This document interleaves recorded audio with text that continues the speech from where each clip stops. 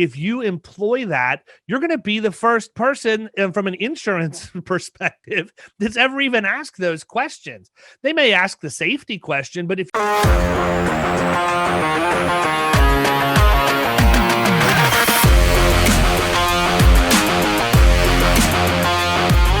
you have to make this a conversation in a language that they can understand. And I will tell you that the one thing that all of them have in common is they all speak fluent operations.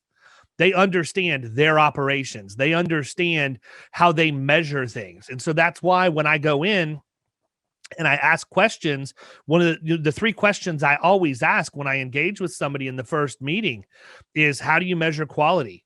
How do you measure productivity? And how do you measure safety? And you guys have all heard me say that at least 100 times, but it is basic stuff that if you employ that, you're going to be the first person from an insurance perspective that's ever even asked those questions.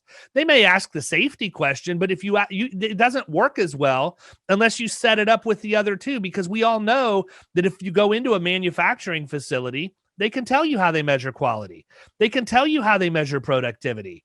Many of them can tell you how they measure safety, but many of them can't.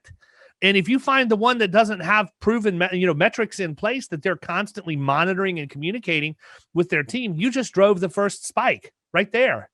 Well, let's talk about some of the things that you could be monitoring. And then you can get into that conversation around the experience mod. And I think that we get so caught up in wanting to close the deal and bind the coverage that we don't realize that the deal is actually done several steps before that needs to happen. For me, I know a deal's done when I get somebody to agree to allow me to audit their mod, period.